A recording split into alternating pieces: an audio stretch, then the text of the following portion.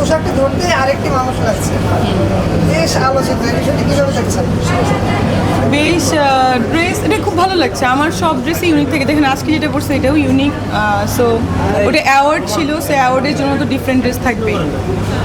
কোথা থেকে সংগ্রহ করেছিলেন পোশাকটি? ওইটা আমি দুবাই থেকে সংগ্রহ করা, একটা নেদারল্যান্ডের ডিজাইনার ছিল, ডাচ ডিজাইনার, সে আমার জন্য মেকিং করেছে। এবং আমার 17 তারিখে একটা অ্যাওয়ার্ড প্লাস কালচারাল ইভেন্ট আছে সিঙ্গাপুরে, ওখানের জন্য আমি আরও একটা এনেছি। টোটাল 4টা ড্রেস এনেছি। 20 লক্ষ টাকা মূল্যের ছিল? আমি তো 20 লাখ টাকা বলিনি, আমি বলেছি আমাকে গিফট করা হয়েছে। এটার বিডি কারেন্সি যদি কনভার্ট করা হয় সেটা লাইক 8 থেকে 10 লাখ হতে পারে।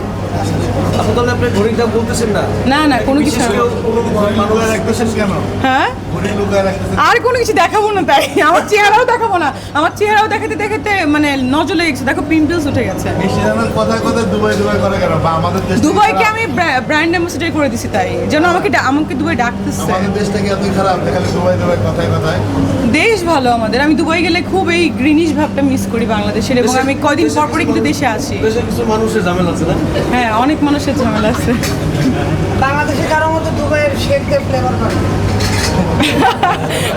না, এরকম কোনো ফ্লেভার বাংলাদেশে নাই। কোনো জেলাতেই নাই? সেটা তো জানি না, সব জেলাই ভালো। শেষ করুন। আপনার দুবাই শেখদেরকে বাংলাদেশের চৌধুরীদের সঙ্গে তুলনা করা হয়, এরকম চৌধুরী বাংলাদেশের কয়জন তো দৃষ্টি জান্নাতের বন্ধু আছে? আমার কোনো বন্ধু নাই দুবাইতেও, তো আমার বন্ধু না, তারা পার্টনার, আমার বিজনেস পার্টনার। সো বন্ধু কোথায় পাইলেন? এই মিশিয়ে না, একজন বলছিল যে গতকালকে এক হাত তারকা নিয়ে ছবি দেওয়া হয়েছে, এখন পোস্ট করা হয়েছে আইডিতে, ওটা আসলে কারণটা কি ছিল? ওনারা আমার খুবই ক্লোজ, এই যে অহন আপু, তারপরে রুমা আপু, সবাই আমার খুব ক্লোজ, এই জন্য। হ্যাঁ, আমরা আড্ডা দিই, রেগুলারই আড্ডা দিই। আজকেও তো যে এদের প্রোগ্রামে আসলাম আড্ডা দেওয়ার জন্য। শেষ